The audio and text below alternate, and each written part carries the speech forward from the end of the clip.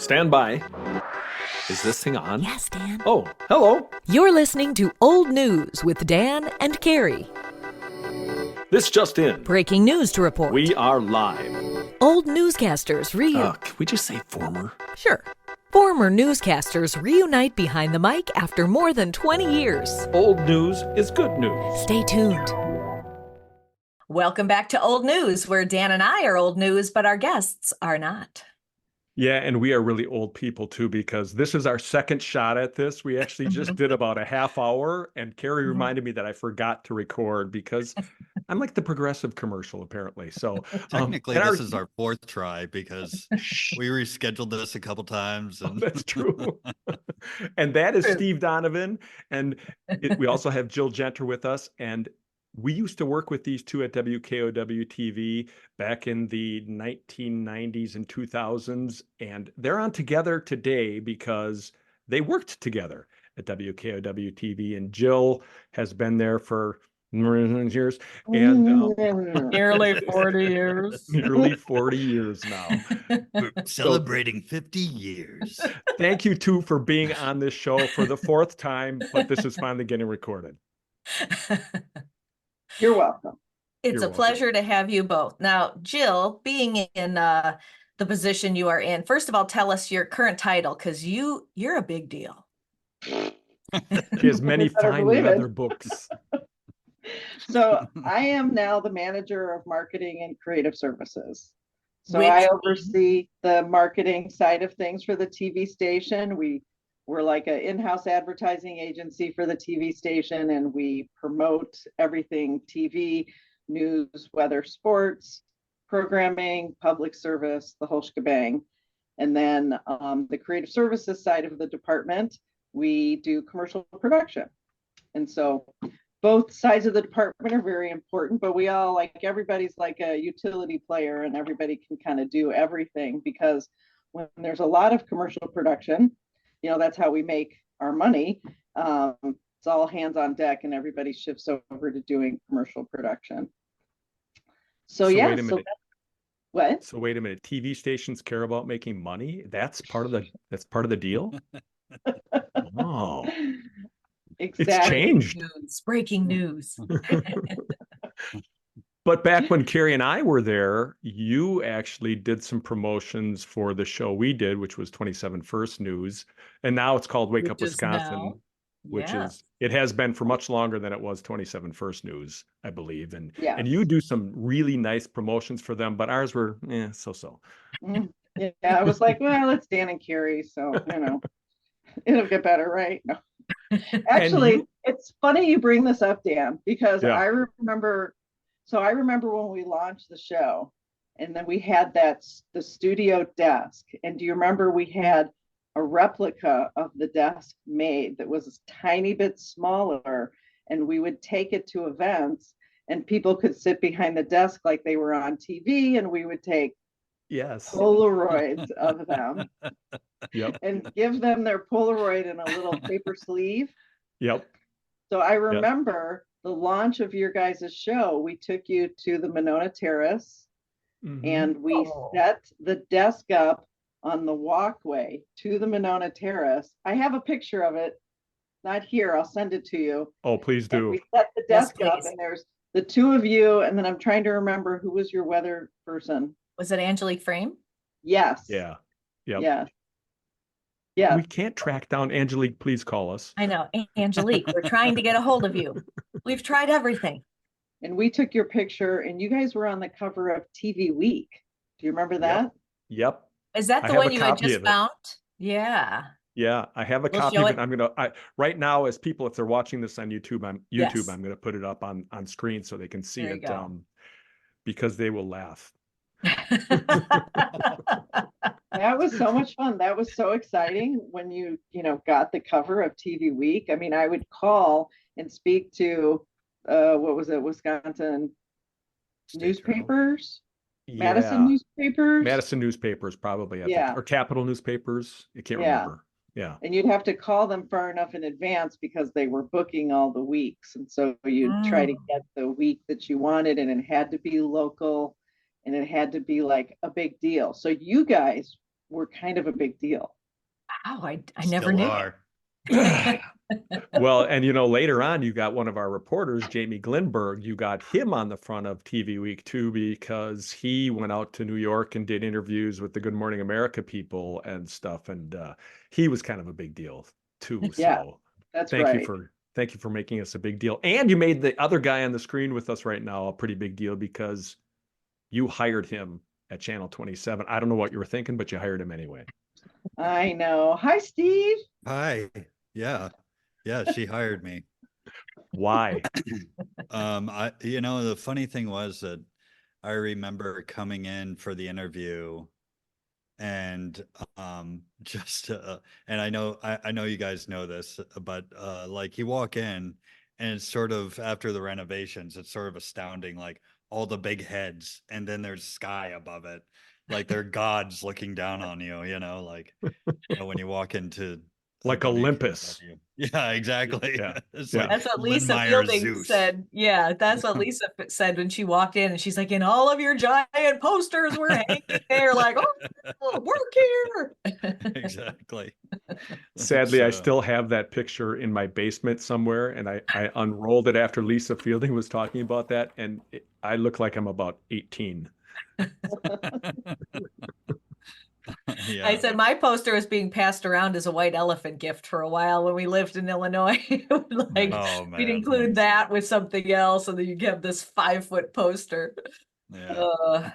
So Jill hired you, Yeah. but Jill, you first had to get the job at WKOW, and tell folks how it came to be that you have been at WKOW now for almost 40 years. Nearly 40. I don't know what Celebrating you people are talking about. 60 years. Like I said, back when I was in high school, you were working at WKOW. Not really. You're such a baby. I'm not really. Actually, I was already looking for a job, begging your news director for a job when you took that job there, I believe. Uh-huh. Mhm. Okay, Reader's Digest version, because I've told this story, 4 times now? Yeah, this is the fourth. Fifth time's a charm. Oh, so I was working at Channel 15. I was there for 3 years working for PM Magazine, and then I wanted to leave PM Magazine and make some real money over at WKOW. Yeah. Big money over here. Big bucks. They had the big Make it pockets. rain. Because I had been making like $5 an hour with my internship, and then when I got the job, I think I was making like $8 or $9 an hour. Ooh. And over here, they were paying like $11 an hour. I mean, it was crazy. I know. Yeah. No So I wonder why you have interviewed all with those Steve. books. Yeah. I interviewed with Steve Knutson. You guys know him. Yep. Great He guy. was my boss for a couple of years, and then he left. And then I did the job on my own for at least 2 years. And I kept asking when they were going to make me the manager. And I think they were, maybe waiting for something better to come along. I'm not sure. They were going to have to pay me another 50 cents an hour if I got a promotion or something. Mm.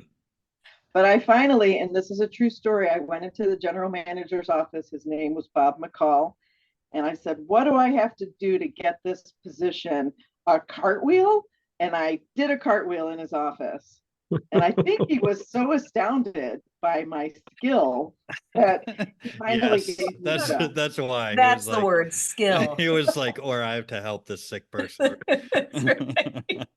Let's just give her the 50 cents an Yeah, hour and call it a day. Exactly. I feel so bad for her. Like, So what did his face look like was he just like, I wish he was just like that. He was a yes, no man. He sat in his office, he had a pad of paper, and he would literally just scribble doodles on it. I don't know if you remember this. Mhm. And you would come in his office, ask a question, he would say yes or no. There was really no discussion.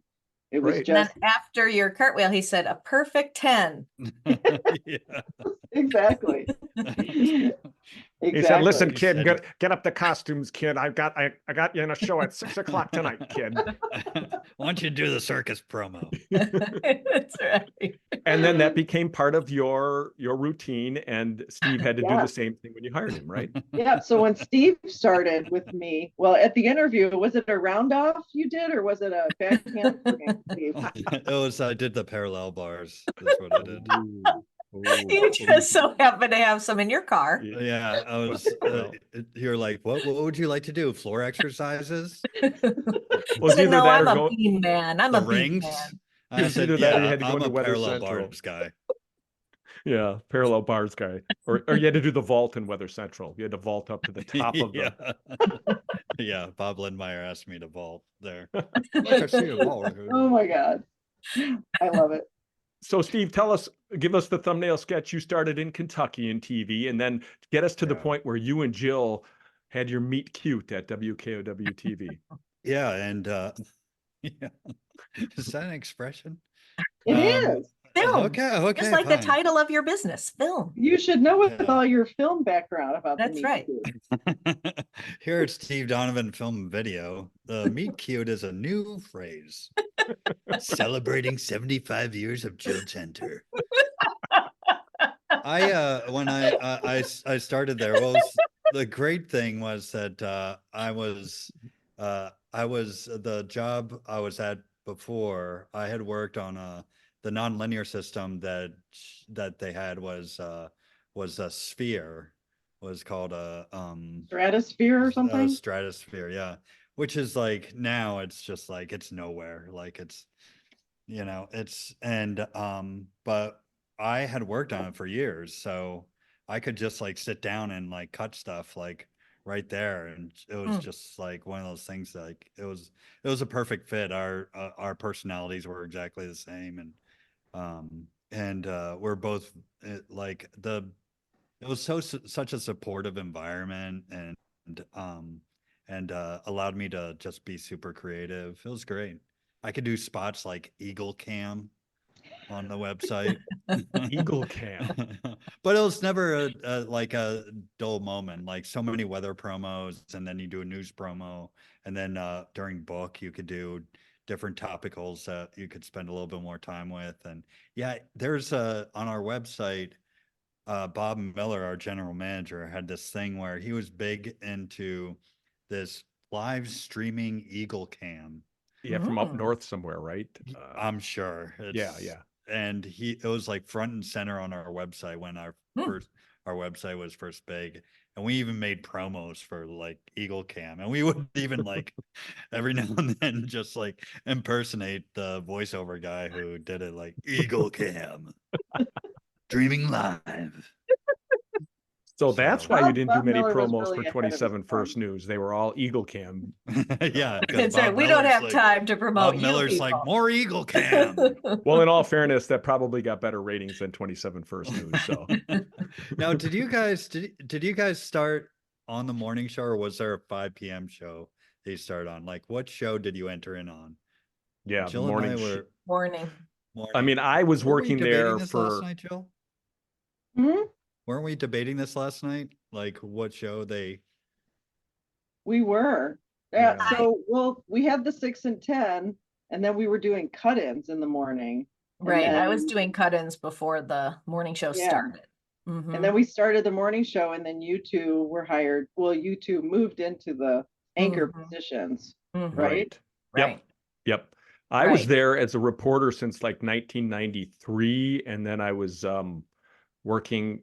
I started out on weekends, then I did night side, and then I did day side, and I was kind of on my way out of news because I just wasn't going anywhere for me, I felt like at that point. And then Andy Bohag and Sandy Kowal saved me in TV news by offering me to do the morning show. And I got to work with Carrie, and it was just a great fit. We had a great team. It's kind of like you guys, Steve, you were talking about it before when we weren't recording about kind of that team, that close-knit bond you have in a TV station. And, it just, you remember those jobs, right? You remember those people because of we kind of joke that it's like being in a foxhole with somebody in a much less dangerous situation. But I think like Dan, when you and I worked at Tweety, it was like you, me, Greg, Sandy, and Mac, and it was and we had this we already had this sort of shorthand because we had we worked in broadcast, and a lot of us work together and all that stuff. Like, so when we'd have other people from outside of that circle come in, I would guess that they feel like, why am I not part of the club or whatever, Yeah. because we just like shared something. Well, you had the shared history and the experiences, all of it. Yeah. Yeah. Yeah, for sure. Important. What did you both major in? I think we talked about this in show number 1 that we didn't record, but let's take 2. What did you guys study in school and where did you go? I I majored in geography. What? I majored in geography and communication arts. You loved maps, right? Exactly. So I wanted to be a weather person. The Exactly. raised maps were her favorite, just touching them. I was going to be a cartographer actually at one point. Really? And yeah, and my dad said, "No, you're not." That was Wow. the end of that Try conversation. weather. So you yeah. wanted to be a weather person. That's right. And Exactly. how did that go? Well, so yes, so I wanted to be a weather person. So I had an internship at Channel 15, and then it turned into a job for PM Magazine. And I was working for PM Magazine, and the weekend anchor or the weekend weather position came open. And so they had a parade of people come through and try out, and I tried out for the position. And it was between me and Amy Carlson. And I don't know, she's not still there, but I think she was there for like 30 years. Many She years. retired there. Yeah. Yeah, she was there for a very long time. She beat me out for the position, and I was told that I looked too young, which I would take now. You Sure. still look young, Jill. Oh, go on. So she must have done a better cartwheel than you. Yeah, she must have. No, she looked older, I Yeah. just looked young. Yeah. Yeah. Yeah.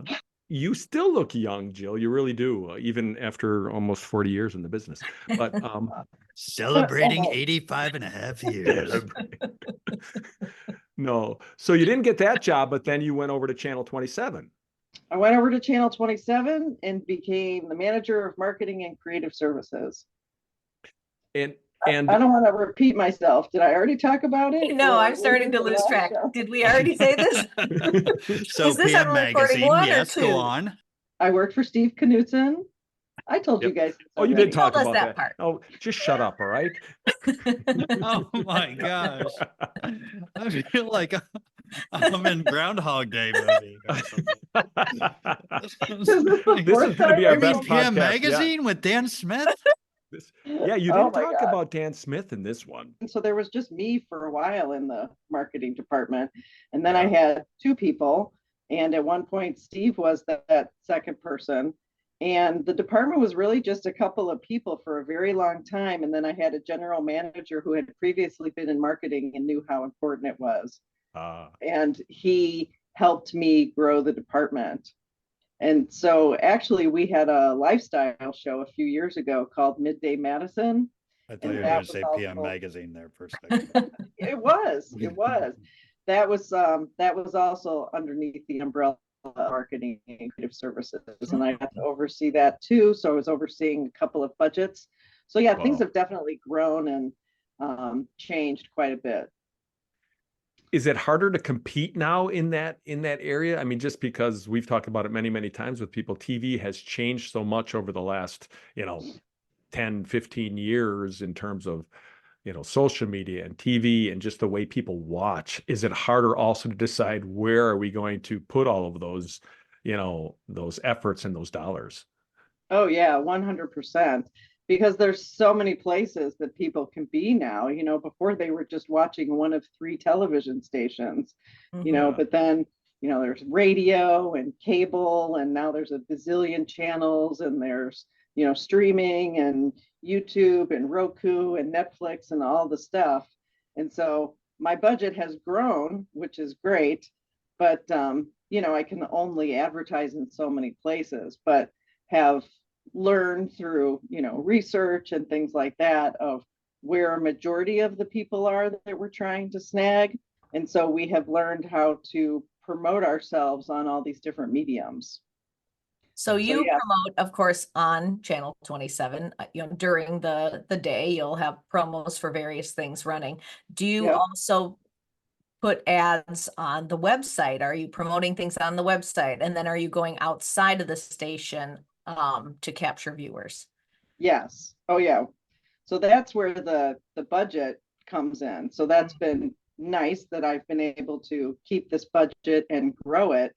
And so, we'll buy billboards, we'll run on radio. Radio, we haven't run as much on radio as we used to because it's not quite as big a thing as it used to. We don't really do any print because the, newspaper, we don't do any of that. But now we do a lot of cable, and we run a lot of OTT spots, and then we do a lot of social media. And so now when we make a spot, we make it for WKOW, we'll send it to the cable people. We have to reformat it for OTT. We have to make a vertical spot for all the different, Facebook and Instagram and YouTube, and we'll put words on it. So in case people are, a lot of people just look at videos, they don't listen to them. So we've really changed what we do quite a bit because the landscape has changed. And Steve, when you were working there at 27 and in Lexington, when you were was it WLEX in Lexington? Yeah. Were you were writing commercials and then also were you doing topicals and promotions too, or was topicals not something? No, I wasn't doing topicals. Okay. That was more much. the TV. That was the news producers. Yeah, I think we had it automated where it had a head and tail, and they would do it from the control room where it'd be like, and then they'd run tape, so it'd be like open like next on 27 News at 5, and then it'd be like, and they'd have tape ready to roll. It was like live. Okay, this is like a 30-second cast. But at KOW, you were writing, commercials and promotional material, right? And editing. At KO, I was just doing promotions. Just promotions. Yeah. I shouldn't say just promotions. That's a lot. Nobody says just promotion. Right, That's exactly. Right. Steve, were you studying maps like Jill in college? No, maybe maps to the next party. Loved magazines. I studied I studied mass communications. I had a minor in philosophy, and I went to Bloomsburg University in Pennsylvania, and it was just one of these schools that you could get your hands on stuff like from day one. So I knew it was someplace I wanted to go. So what got you to Madison? My wife at the time accepted a job at Land's End. And I had and I followed her. And at the time we had a little kid that's not so little anymore. 25-year-old now. And so came to Madison. I took some time to just slowly look for a job, and when I met Jill, I knew it was meant to be, as they say. It was just. You were together for how long there? We were together. We're still together in some ways. Still Carrie, together. I'm glad you asked. I always joke that Jill's going to be my third wife. Does Kat know that? I think we had some sort of like, if we both weren't married at a certain age, we'd just get married. Yeah. And I don't know if that would work, you guys. So well, what was it about working with each other that kind of, what clicked for you two? Well, Jill's just super supportive, and she cares about everybody, but at the same time she knows how to give you good constructive criticism that is good and right. It's like it comes from a genuine place. So I respected that a lot. And also she has a great sense of humor. She's, she is, I trust her implicitly with anything. And what made you hire Steve? Well, like I mentioned earlier during the run through, that Wow. This is getting That angry claws now. are out. Meow. No, I mean, he's to this day, he's the best producer we ever had in the marketing department. I mean, he was like a one-man band. He would make things, show them to me, and I really wanted to, come up with some sort of critique, some sort of put my stamp on it in some way, but he would make stuff that was so fantastic. I remember, I'm going to bring it down just a little bit, sorry, but we were working in the department together during 9/11. And Yeah. we came into work that day and everybody just like sat there and stared at the TV all day. We didn't know what to do with ourselves. And it was, so awful. And I think that went on for like 3 days where we didn't know what to do. We were just so affixed to the news coverage that was wall to wall all day long. And then finally, like a couple days into it, we're like, well, we have to do something. What is it that we're going to do? And so we made a plan of what we were going to do, and Steve executed it. And it was so fantastic. I don't know if you remember those spots you made, Steve. They were so good. I mean, they like made me cry just watching them. But he's so good. He's such a good editor, and he's so good at I mean, Dan, from having worked with him. Yeah. He made me cry a lot too. But that was a different way. Yeah. That was sheer frustration. But it's like, it's either you have it or you don't. And Steve definitely has it. I can attest to that because Steve might deflect, or he might completely agree with me. I would just bring stuff into Steve when we would be doing stuff, and I'd be like, hey, here's the script, and do something with it. And Steve always did something with it, and he did something that was really good. Probably 99.9% of the time. And that 0.1% that I might be able to offer really wasn't anything other than just wow, because he did. That's the way it was to work with Steve. And not only that, he's one of the easiest people to work with in the world. And we had a lot of fun going out for coffee every day too. So that was good. Well, Steve, when you approach projects, like when you're handed something, like what's your process? How do you decide what you're going to do with it? Well, there's always the very first important step, how much money you got. But no, it's pretty much there's truth to that. Yeah, it's true. And also I've gotten to it's a little bit more organic in terms of, is this somebody who I'd want to be friends with? That's where I actually start, is like, this is somebody that I want to have a partnership with, because chances are if they're telling you stuff that they don't like, you want to trust what they're saying. And so when I work with I just finished up editing a documentary for the film festival.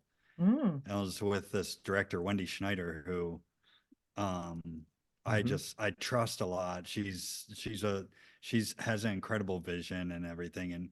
And she's somebody that I was like, yeah, whatever you can pay, I'll do it. Yeah, it's stuff like that. And I've been fortunate that there's been a lot of projects like that. And anytime somebody like Dan will throw me a project, or somebody will throw me a project, I know I can trust them, and that's part of it. There's some projects I just don't, because I don't want to be bean counting all the time. I'd rather be in a partnership. And that's like the spirit of like when Dan and I worked together at Tweety, or when Jill and I worked together at KO. Like that's the spirit that I want to just continue. Can you tell us what the documentary is about? Yeah, we just had the premiere on Sunday. It was called Angels of Dirt, and it's about basically it's about women in dirt bike racing. And it follows 17 years of the through line of the whole thing is this gal Charlotte Caines, and her going from age 4 to like 20, and extraordinary story. And it really working on it, just learned a lot about that type of racing, because I'm like somebody who's like the nerdiest of the nerds. So like something like that is like something incredible. were super cool, and it was really interesting, and it just really got me into it. Like it's like and it's a really neat story, like great story. Where can people watch that? Well, right now it's just doing the film festival course. I think the next one is Milwaukee, and after that, I think there's a couple others that she has lined up. But it was cool to see it on the big screen when you work so hard on something. I'm sure. Yeah. So Jill, you talked about the 9/11 promotions, I guess you would say, or I guess proof of performance, really, more than anything else, right? That's what you would call those 9/11 spots. And you remember that. Are there other projects you two work together that might jump out at you as something you're particularly proud of over the years, or are there just so many it's hard to put a finger on it? Well, I mean, for many, many, many, many years, we did the muscular dystrophy telethon. And so that was Labor Day weekend. And so we also sponsored the Taste of Madison, which was like a 2-day event over Labor Day weekend. So Steve and I would work all day Saturday and Sunday at the Taste of Madison. And then when the Taste of Madison was over on Sunday, we would pack up all of our stuff and go over to Easttown and set up the set for the telethon. And then the telethon would start that night at like, I think it was 7 or 8 o'clock at night. Do you remember this, Steve? Yep. Oh, geez. And Tony was hosting. Wasn't Tony Galley the host? Yep. Yeah. Tony was the host. That. Yeah. Yep. We'd usually have a co-host like Krista Dubill, Diana Henry. We had different people step in to help co-host throughout the years. But it was just a crazy weekend because then we'd be out at Easttown Mall until, I don't know, midnight. And then they would get us hotel rooms across the street, and we would sleep for like 4 hours and then have to be back by 6 a.m., 5 a.m., 5:30, whatever, to get ready to then do the telethon all day long for the next 12 more hours. Oh my gosh. How much money was raised during those? Do you remember? A lot. Yeah. I mean, well, I'll tell you a secret, okay? We won't tell anybody, right? No. Just between the four of us. Yeah. Okay. So, we'd raise, it would be like $450,000 or something like that, which is a lot of money. Yes. But what they did is they took the money that they made from events throughout the year, and they would gradually sprinkle it into the total so that as you were watching, if you didn't know, you'd be like, wow, they were just at $60,000 and now they're at $100,000 because they had sprinkled in money from like a run walk or a bike ride or a dinner or something like that. But in actual phone calls, we would make like $150,000, $200,000 in phone calls. Talk about a blast from TV past, really. I mean, because that doesn't even exist anymore. The telethon, and that was such a big deal over the Labor Day weekend for most of us on this right here. I mean, we all probably watched it yearly. Well, and I still see, I mean, speaking of promotions that you do, and I think I think last year or maybe 2 years ago, I saw the 27 on-air folks at might have been Art Fair or Taste of Madison. So you're still doing that kind of thing, right? We do. We're still doing it. Wow. Yeah. And do they take pictures still, or? No. We've come up with, we have a whole new gimmick, which is fantastic. Okay. So we have a I can't wait. It's the Eagle Cam. Okay. Eagle Cam. It's Eagle Cam 2. Even better ratings than Eagle Cam 1. There are twice as many Eagle, baby. Oh my God. Serving Bob Miller in Ireland. So we learned at these events that, people walk by your booth and you want them to engage with your talent. You guys were always asked to volunteer to work at the booth and stuff. And you'd hand stuff out to people like, chapstick or, sunglasses or whatever. And people weren't really interested in it when you were just handing it to them. So I bought a prize wheel. This wheel that spins and it's got the Wheel of Fortune pies. Kind of thing. Right. And each of the little pies has a prize on it, and then there's like one bigger prize, which might be like a t-shirt or a tote bag or something exciting like that. And I am not kidding you. We have a line of like 30 people waiting to spin that prize because it's like you have to earn it. Yeah. Oh, Handed to you, and it's crazy. I mean, we've had this prize wheel for like 4 or 5 years now, and I'm not going to get rid of it. It's way too popular. that's what we need. We need our own old news prize wheel, and then maybe we can, hook people in. So, and Steve, what are you working on these days? I mean, you've got Steve Donovan film and video, and I'm sure you have many important projects other than the documentary that you just did. Yeah, it's all over the board right now. I still teach 2 days a week at Madison College video production. Oh, really? And yeah, that's where I'm How coming long have you done that? About 1.5 years now. Oh, Yeah. so what kind of things are you teaching them? This semester I'm teaching intro to video production and video audio project management is the other class. And then next semester is advanced video production and video audio project management. So, Nice. yeah. You're very busy. It's sort of cool. It's sort of fun. It's to do something different, keep it mix, keep the mix going. And but my projects are all over the place. I'm not sure how much I can talk about them, but it's like healthcare industry, tech industry are two places like. Well, and are they working doing right now. like in-house projects, or what kind of videos are they asking for? Most of them are, well, one is an award show actually. Doing an award show because Jill and I worked on the Addy Awards together, the AAF Madison Awards for the past 3 years, 3 most wonderful years of my life. And so somebody asked me about it. I was like, oh my God, I can do awards show all day long. Don't worry. So there's an award show too, and yeah, it's just all over the place. For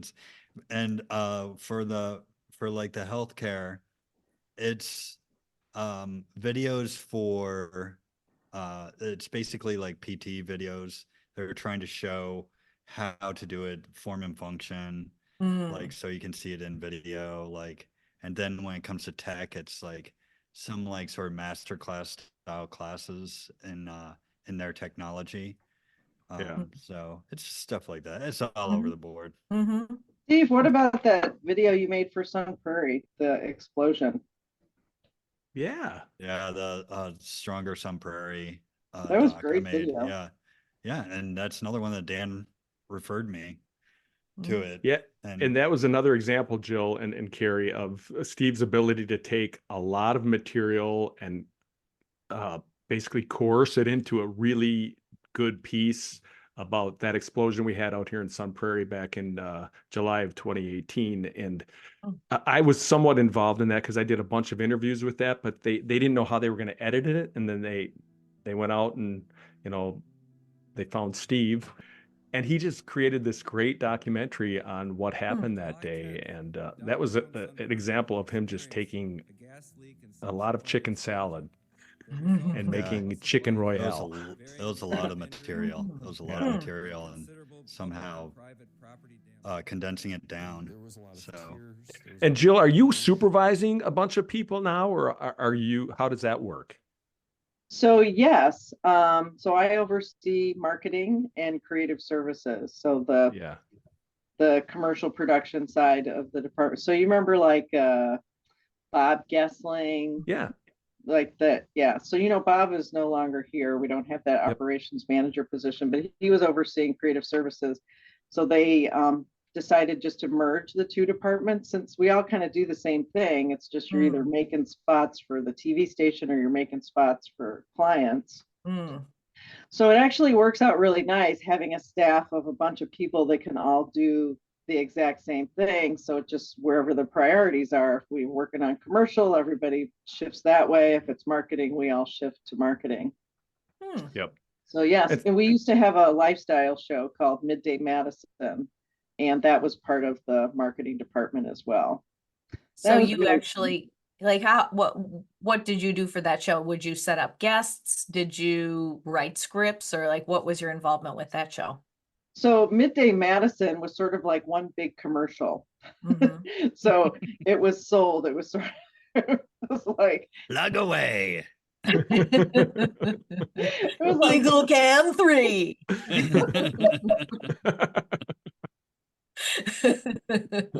it was like a bunch of infomercials. So clients would buy in. And Mhm. so instead of, having a 30-second commercial, they would have a 3-minute commercial. And so they Yep. could really delve into showing their place of business. If you were the chiropractor guy, for example, you could show us all the different equipment and all the different things that you do and what it costs and all that. So that's what Midday Madison was. And so we had a host, and you would either be interviewed in our studio or we would go on location and interview you, and just be a straight 3-minute segment. Yep. So since we were doing creative services and making commercials, it just made sense, since Mhm. sales was selling all these segments. And so Mhm. they would sell it and we would facilitate it. Cool. And really importantly, Jill, have you been on Steve's very famous podcast, Is That Guy Dead Yet? Oh yeah. This is a brainchild. Carrie, do you know about this? Well, I had forgotten, but then I do remember that Dan had been on the show, which was helping to shape how we did our show, and that we knew nothing, and then we were tapping into your brain power. Yes. Yeah. Yeah, so Dan and I, when we go for coffee, we, of course, that's when our best ideas came. Right. When we're, and one We of didn't them execute was, them. We just had to. we never did, never did a single one of them. It was just like, but it Until was, Steve ruined it all. stole one. Yeah, so one of them was that we just always ask each other about somebody, like Ernest Borgnine was in that movie, Marty, and I was like, Ernest Borgnine, is that guy dead yet? And so we're like, we have to start a podcast called Is That Guy Dead Yet? And so I just I forget when it was. I was just like, every year I just try to improve myself a little bit more, and I learned how to podcast a little bit better. So I decided I'm going to do this. I'm going to finally do this. And I reached out to Dan. I was like, hey, I'm thinking about doing this, And so, of course, he had to be the first guest on there.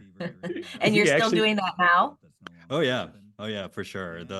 What I do for the format is that They're pretty I funny. find a celebrity, like somebody well-known, and I try to describe their life. And you try to figure out who it is. It's real short, like 10 or 15 minutes. Mhm. And then if you guess who it is, and then at the very end, you know what you have to guess? Is that guy dead yet? Yeah, is that guy dead yet? Yeah, exactly. Oh, It's Dan, a how great then- theme song too. Yeah, and if they are dead, then I talk about how they died, and then if they're not, I tell them what they're doing now. So Mm. Jill, you probably haven't had the time to do it yet, Jill, have you? Or were you on the show? no, I have not been on the show. I You thought need to maybe be it was on. a show like, you can't believe that the guest isn't dead yet, which is what I thought it was. No, Now that's that you've old worked news. there for nearly 40 Oh. years, maybe you could be on. Celebrating 96.7 years, Jill Genter.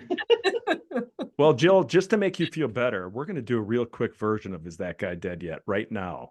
Do So, it.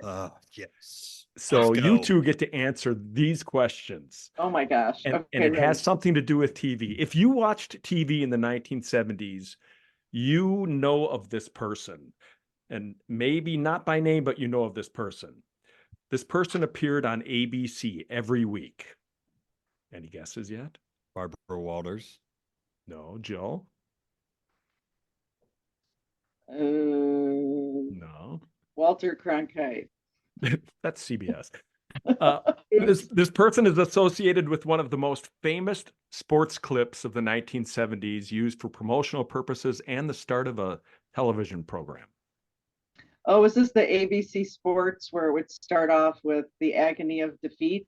Yes, Jill, you got it. Wide World of Sports. Yeah, Yes. and for a bonus, Jill, you could guess what that guy's name is. Will I win an old news sweatshirt? You will win an old news mug. Well, you'll get to Ooh. spin the wheel, the old news I was wheel. going to say, we got to get the Old news wheel out. You have to come in February. Oh, To- where's, oh, Spanning the globe. This will tell you who the guy A is. variety of sport. The thrill of victory. And the Like this agony Little of League team. Yeah. me skiing. The human drama. of Carrie athletic skating on our competition. first news. This Jill is is Steve's news. auditioning for Jill. her new role. Yes, exactly.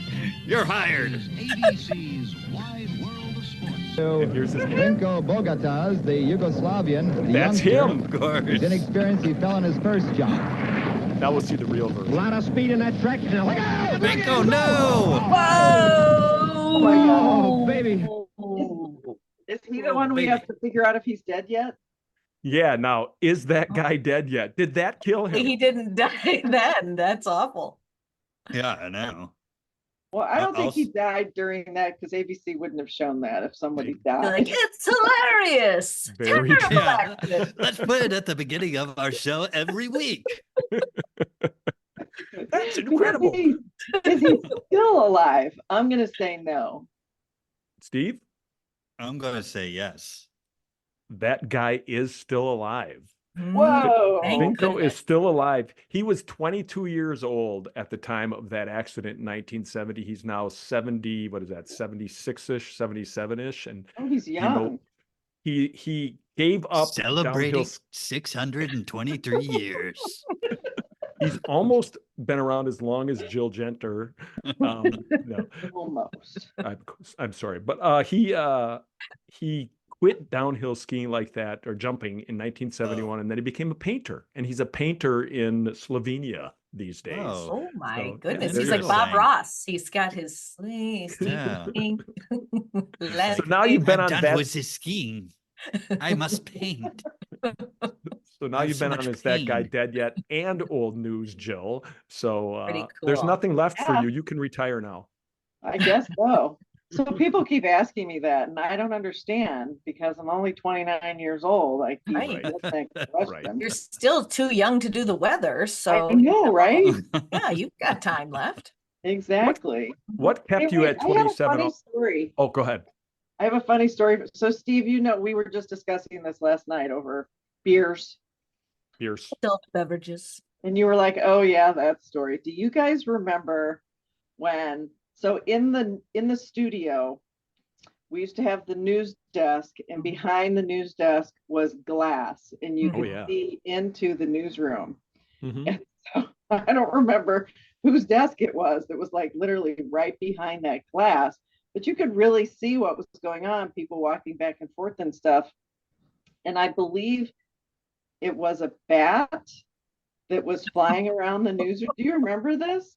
I Vaguely. remember that. It was Yes. the strangest thing because whoever that woman was who was at that desk, she got up and stood on her desk and started screaming.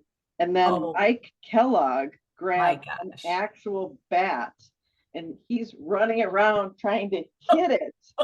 And this is all going on behind the news. Like you could see this all happening. I was like, why don't they go to commercial? Really? They said, wait, we have breaking news right behind me. Exactly. That cam. They couldn't see it. It was like a Abbott and Costello or what are the Keystone Cops or whatever going Oh on. man. I remember, I think that was either Tammy Schmidt or Kim Dawson.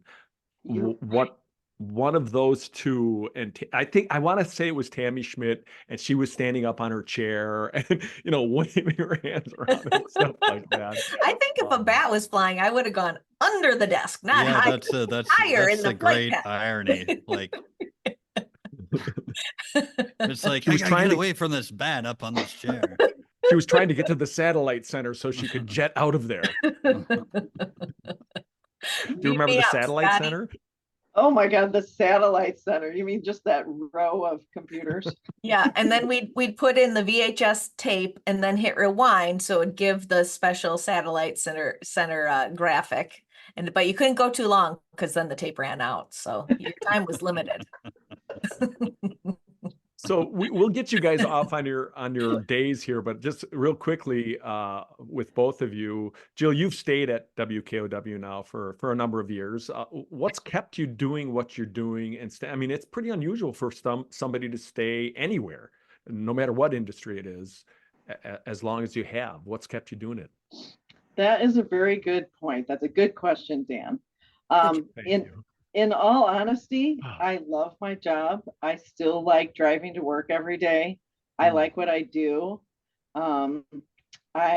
It's just a lot of fun. I've had a lot of people cycle through my department, marketing people. They tend to stick around for maybe like 3 to 4 years. I had one woman, Katrina, who Steve knows well. She worked with me for 13 years. But it's really fun to work with all these different individuals, all these different personalities. I feel like I've helped them grow their careers and helped teach them a thing or two. And it's a good feeling to see these people go on and do great things. And I don't know, I still really like it. The business has definitely changed a lot, like what we were talking about before. And I like that I've been able to change with it and pivot and learn. And it kind of makes me think of, I know you're kind of talking more seriously right now, but it reminds me of when my mom first learned about me working in television. And she was so impressed and thought it was really cool. And I was trying to explain to her what I did. And we had this big, long conversation about it. And then she went and she was hanging out with her friends. And then one of them got back to me and they were like, oh my God, we didn't know you were working for MTV. So I was working for WMTV, but my mom told all of her friends I was working for MTV. Just slightly different than WMTV. You were a VJ or whatever they call them, a video DJ. Hillary Because Burton. you look young. I had to let the whole bridge club down. And Steve, you obviously you left TV at some point, but you continued to do the same type of work. And I imagine maybe it's because of some of the same reasons Jill just gave us. Yeah, it's a creative field. I'm a very visual person. I'm not good with words or numbers, so that works out nicely.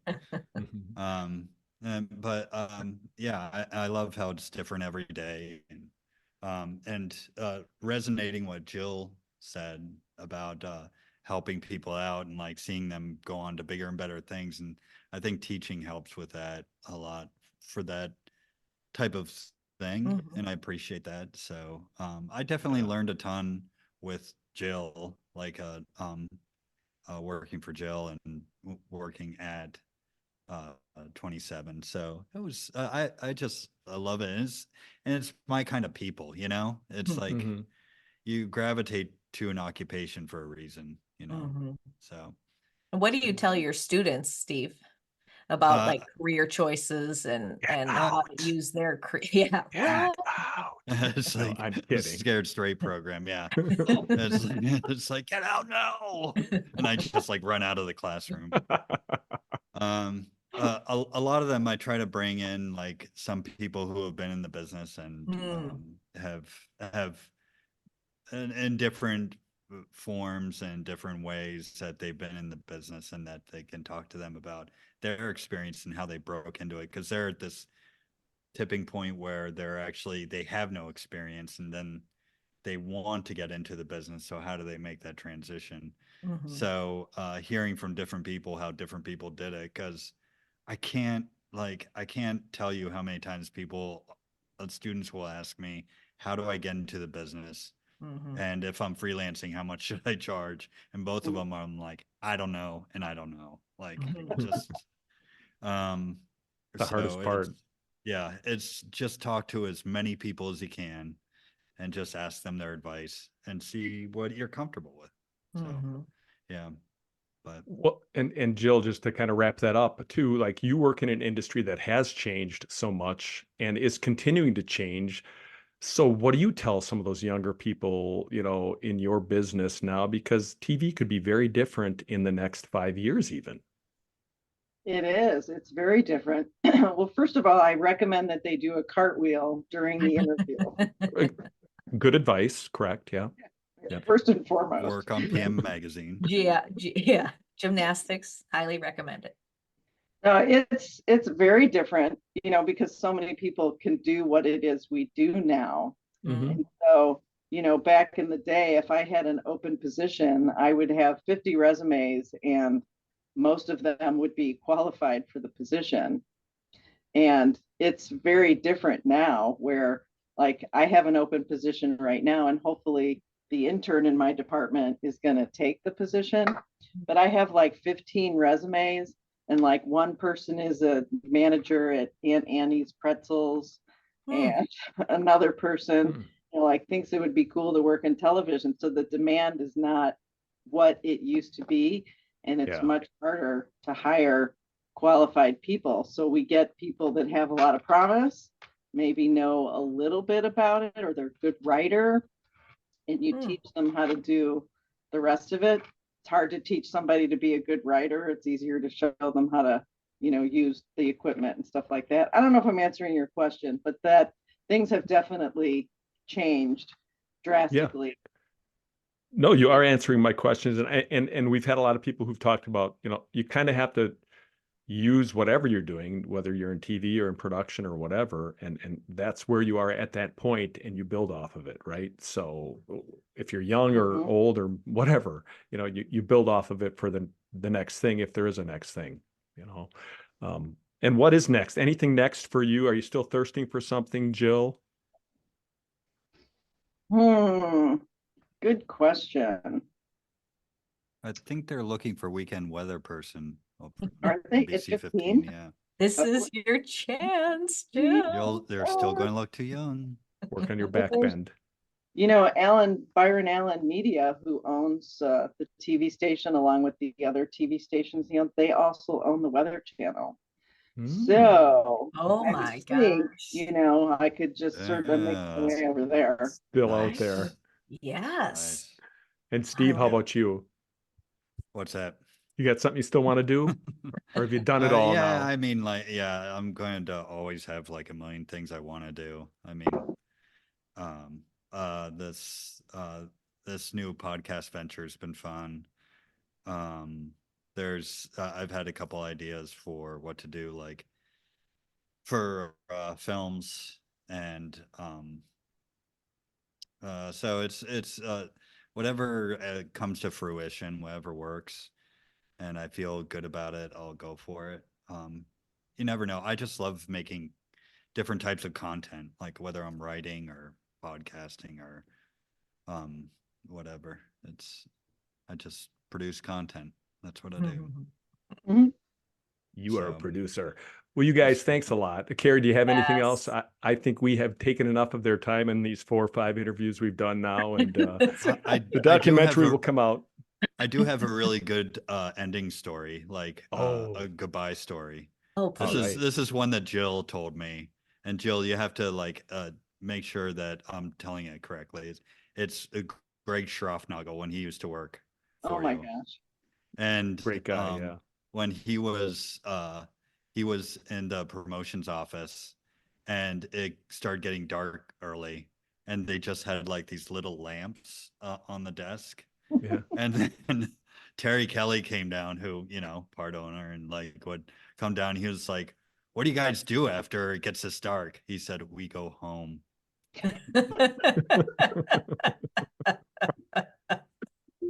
And on that note, we end old news for today.